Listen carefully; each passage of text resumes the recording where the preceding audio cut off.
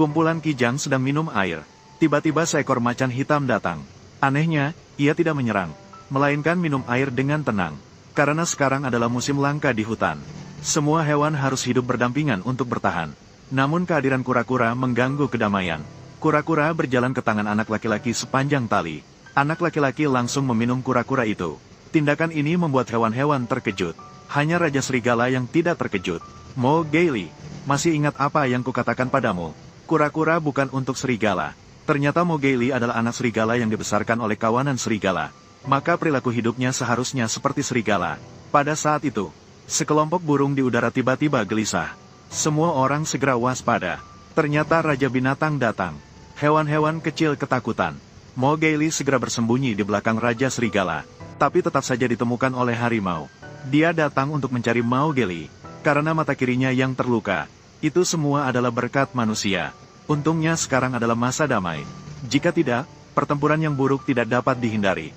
Tapi harimau tetap dengan angkuhnya mengeluarkan ancaman. Ketika musim hujan tiba, itu adalah akhir bagi Mowgli. Pertimbangkan dengan baik. Apakah mengorbankan nyawa serigala kalian untuk melindungi seorang anak manusia itu sepadan? Harimau itu selesai berbicara dan pergi dengan angkuh. Namun, seperti yang diperkirakan, setelah kekeringan, hujan deras turun. Hewan-hewan kecil sangat senang. Hanya Mowgli yang murung. Meskipun serigala adalah hewan yang paling bersatu, namun mereka berdebat keras tentang Mowgli. Bagaimanapun juga, harimau adalah raja hutan. Mereka sama sekali tidak bisa membuatnya marah.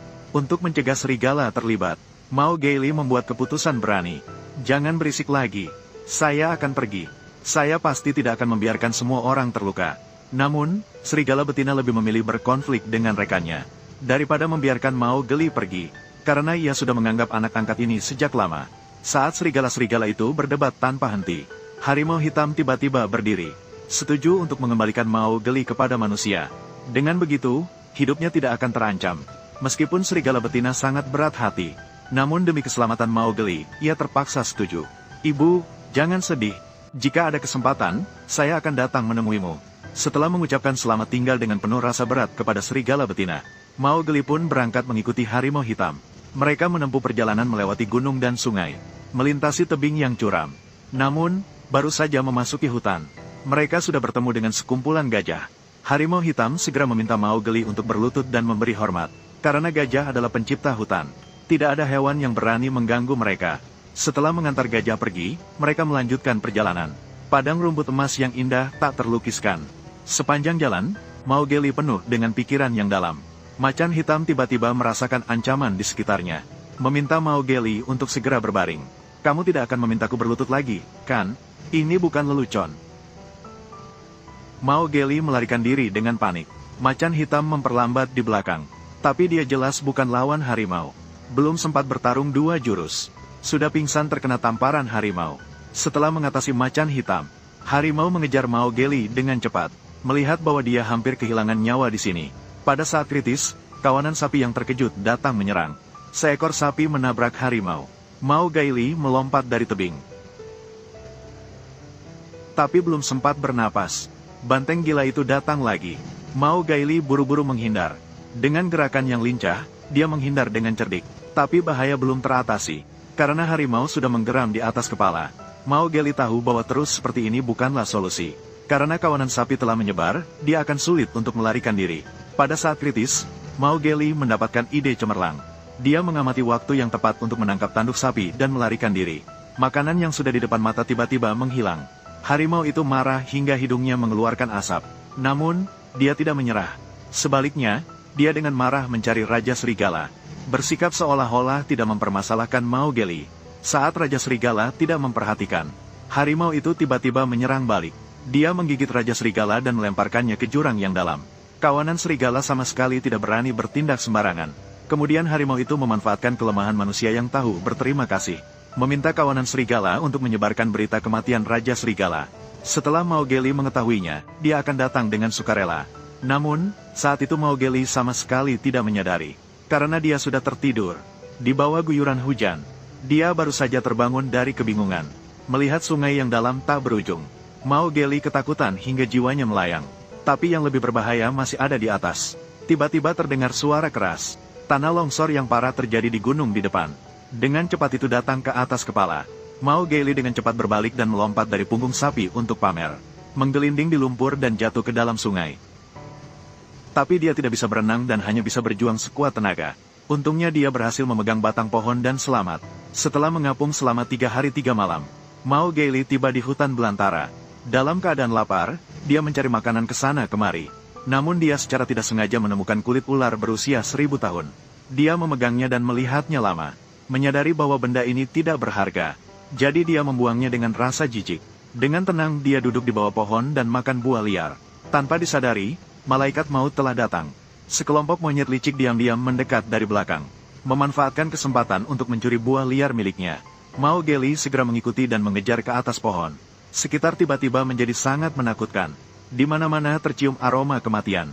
Terlihat sebuah batang pedas berukuran 80 meter sedang mendekatinya. Anak kecil, kamu datang ke hutan ini untuk apa? Ini rumahku. Batang pedas itu tidak hanya bisa berbicara, tapi juga memiliki kemampuan untuk mempengaruhi orang. Dari tatapan matanya yang berwarna-warni, Mao Geili melihat masa lalunya. Ketika dia masih sangat kecil, ayahnya untuk menghindari utang judi, membawanya bersembunyi di gua yang sepi. Tak disangka, cahaya api menarik perhatian harimau. Ayahnya sangat ingin melindungi anaknya, mengangkat obor dan bertarung dengan harimau secara bergantian. Akhirnya tewas mengenaskan di bawah cakar harimau. Harimau juga tidak mendapatkan keuntungan. Setelah mata kirinya terbakar oleh obor, harimau itu melarikan diri dengan memalukan. Hanya menyisakan Mao Geili yang masih muda dan tidak tahu apa-apa. Melihat ayahnya yang belum juga bangun, dia terpaksa kembali sendirian untuk mencari ibunya. Namun baru saja keluar dari mulut gua, dia sudah dihalangi oleh seekor macan kumbang. Menghadapi makhluk besar yang ganas, Mao Geili tidak takut, tapi juga mengulurkan tangan untuk menarik jenggot poster. Gambar hangat ini menyembuhkan macan kumbang yang kesepian. Dia menyerahkan anak laki-laki itu kepada Raja Serigala untuk dibesarkan. Karena di alam yang penuh bahaya, hanya kelompok pemburu yang kuat yang dapat melindungi manusia sepenuhnya. Jadi perilaku Mao Geili sangat mirip dengan serigala. Sejak saat itu, Black Panther menjadi mentor hidup Mao Geili. Setiap hari mengajarinya berbagai aturan bertahan hidup. Ini adalah latar belakang Mao Geili. Namun saat ini dia terjebak dalam kenangan dan belum bangun. Dia sudah terjerat oleh makanan pedas dengan erat. Dia membuka mulutnya yang besar dan siap menelan Mao Geili. Untungnya, di saat nyawa terancam, tiba-tiba muncul sebuah tangan raksasa. Mao Geili langsung pingsan. Saat dia bangun kembali, Mao Geili terkejut sampai berteriak. Tepat saat Xiongda menyelamatkannya, maka dia berhasil selamat dengan keberuntungan. Namun, Xiongda juga tidak tulus. Dia meninggalkan gua dengan sombong, meminta Mao Geili untuk membayar budi. Dan permintaannya sangat sederhana. Meminta Mao Geili mendaki tebing setinggi 100 meter ini, untuk mengambil madu yang manis dan lezat. Dengan begitu, mereka berdua sudah beres. Kau tidak sedang mengancam hidupku, kan?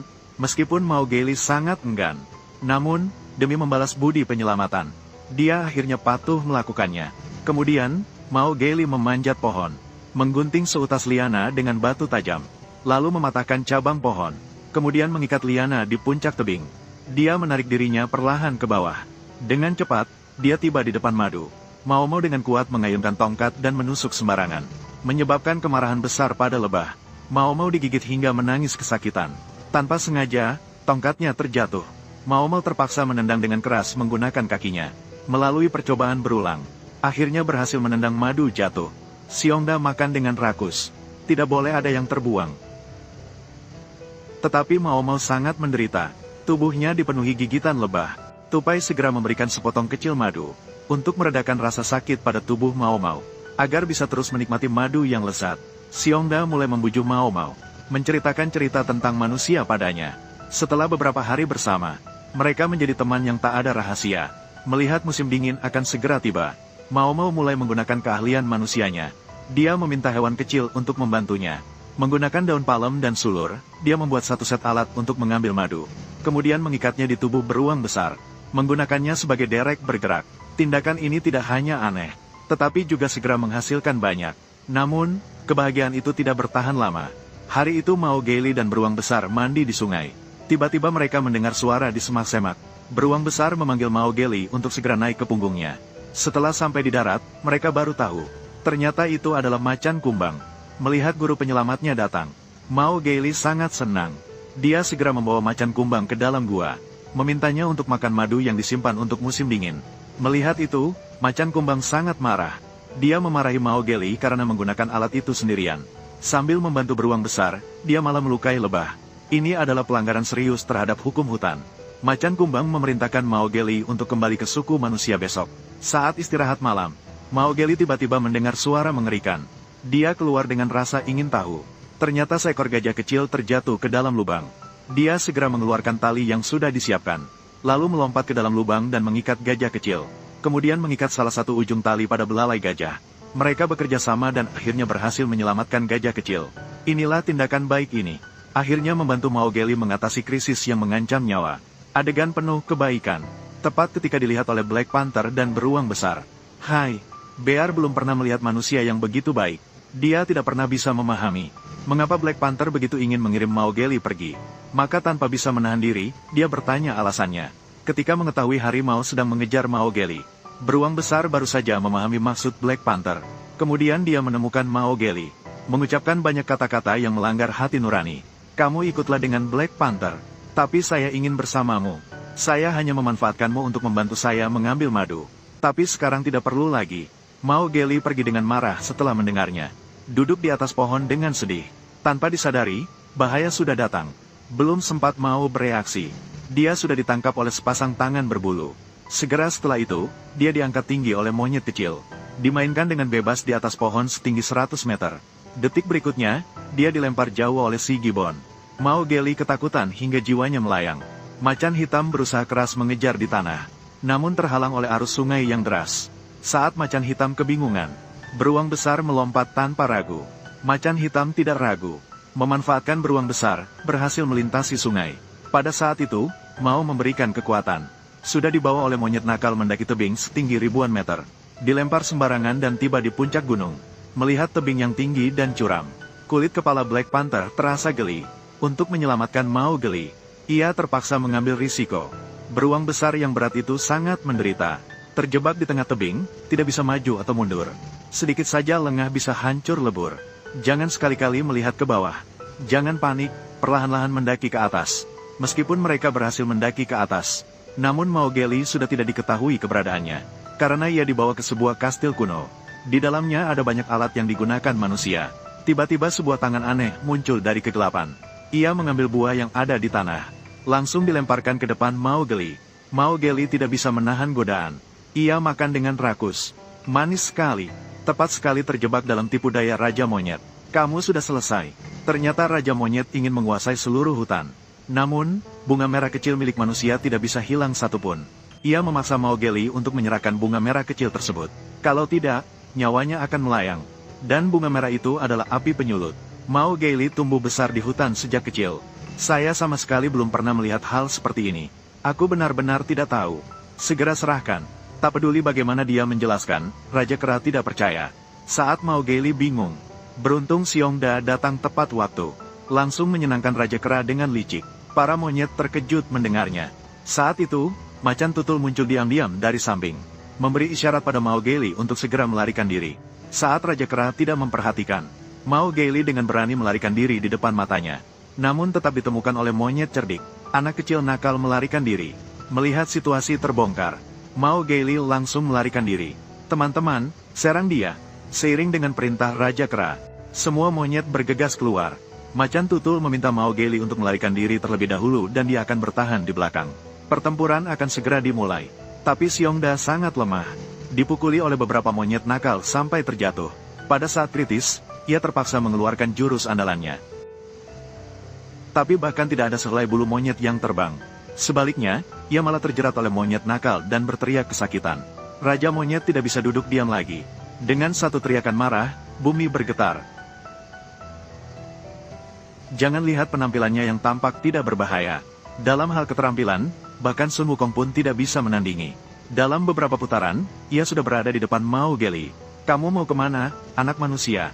Mao Geli berkata ia ingin kembali ke suku serigala, pergi memanggil bala bantuan untuk mengalahkan Raja Monyet. Begitu ya, Su Ying. Jadi, apakah kamu tahu? Raja Serigala dibunuh oleh harimau. Dengar-dengar semua itu karena kamu, Su Ying. Mao Geli tidak percaya bahwa Raja Serigala sudah mati. Dengan marah, ia berbalik dan berlari ke lantai 2 mengejar Su Ying.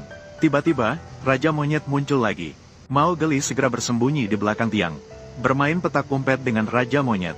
Mencari sepanjang hari tapi tidak menemukan. Kupikir sekarang aman, tapi tak pernah terbayangkan kemana dia melarikan diri. Setelah terlihat, Mowgli melarikan diri dengan panik. Sang Raja Monyet yang tak pernah menyerah mengejar dengan giat. Untungnya, ada jendela di depan. Mowgli melompat turun dengan gagah. Karena kekuatan Raja Monyet terlalu besar, dia meruntuhkan kastil. Dalam sekejap, dia hancur tertimpa batu. Si kecil monyet segera berlari ke reruntuhan, mencari mayat Raja Monyet di mana-mana. Macan hitam mengira Mowgli sudah mati. Seketika menangis terseduh-seduh. Tiba-tiba terdengar teriakan hangat dari kejauhan. Ternyata Mowgli melarikan diri ke atas pohon. Mengapa tidak memberitahu saya bahwa Raja Serigala sudah mati? Kami melakukan ini untuk kebaikanmu. Mowgli merasa sedih setelah mendengarnya. Lompat dari tembok kota sendirian dan pergi di sisi lain. Dia tiba di tempat tinggal manusia. Hingga larut malam, barulah dia diam-diam masuk ke desa. Karena Raja Monyet pernah berkata, hanya dengan mendapatkan api, dia bisa menguasai hutan. Untuk membalas dendam atas Raja Serigala, Mogokilai diam-diam mencuri obor. Dia berlari menuju wilayah Serigala sepanjang malam. Namun dia tidak pernah menggunakan api sebelumnya. Percikan api jatuh ke tanah dan menyulut hutan. Hewan-hewan kecil sangat ketakutan. Mereka semua berkumpul bersama. Setelah berlari sepanjang malam, Mogokilai akhirnya tiba di wilayah Serigala. Dia berteriak memanggil harimau untuk keluar dan mati. Dan pada saat itu, harimau telah menunggu selama lebih dari 500 tahun. Harimau memanggil Mogokilai untuk berbalik. Hutan di belakangnya sudah terbakar hebat. Melihat obor yang terbakar, Mogokilai baru menyadari dia telah membuat kesalahan besar. Hewan-hewan kecil di sampingnya ketakutan dan bingung. Melihat Mogokilai memegang obor, harimau juga tidak berani bertindak gegabah. Terpaksa menggunakan metode provokasi. Mengolok-olok Mowgli adalah seorang pesta kecil. Hanya bisa memanfaatkan kekuatan untuk menindas harimau. Mowgli tidak bisa menahan diri lagi. Berbalik dan melemparkan obor ke dalam air di samping. Tanpa senjata pun aku tetap bisa mengalahkanmu. Harimau itu menunjukkan senyum jahat. Melangkah dengan anggun menuju Mowgli. Pada saat kritis, beruang besar maju ke depan. Macan hitam dan serigala juga segera berdiri. Cobalah untuk menyentuh anak angkatku. Lihat saja, aku akan merobekmu menjadi kepingan. Menghadapi si Karamimi di depan mata, harimau sama sekali tidak takut. Berlari ke depan dan bertarung langsung dengan beruang besar. Meskipun beruang besar sedikit lebih besar, namun pada akhirnya bukan lawan yang seimbang. Harimau menekannya ke tanah dan menggosoknya dengan keras. Akhirnya digigit di leher dan ditaklukkan. Melihat itu, kawanan serigala segera menyerbu. Mowgli mengikuti untuk merebut kepala musuh. Namun dia dijatuhkan oleh panter hitam. Lepaskan aku sekarang. Dengan cara seperti itu, jelas kamu akan mati. Lupakan apa yang manusia kuasai dengan baik. Setelah mendengar ini, Mao tiba-tiba sadar. Dia bangkit dan berlari cepat menuju api besar.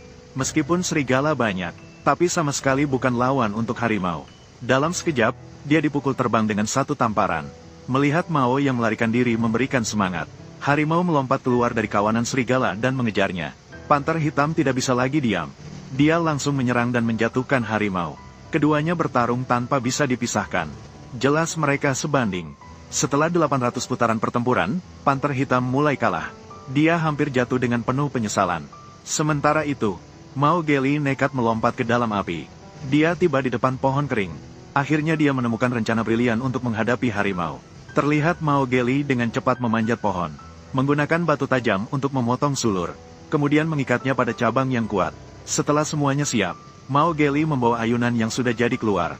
Harimau yang tidak menyerah itu kembali mengejar. Mowgli segera berjalan menuju ujung cabang, berbalik dan dengan berani menantang harimau. Ayo, coba gigit aku, kau si kecil. Harimau akhirnya tidak bisa menahan diri lagi. Dengan sekali lompatan besar, ia melompat ke depan. Mowgli memanfaatkan kesempatan untuk menarik sulur dan menghindari serangan. Ketika harimau menyadari, sudah terlambat. Cabang yang kering sama sekali tidak mampu menahan beratnya. Dengan patahnya cabang, Raja Hutan pun terjebak dalam lautan api seperti itu.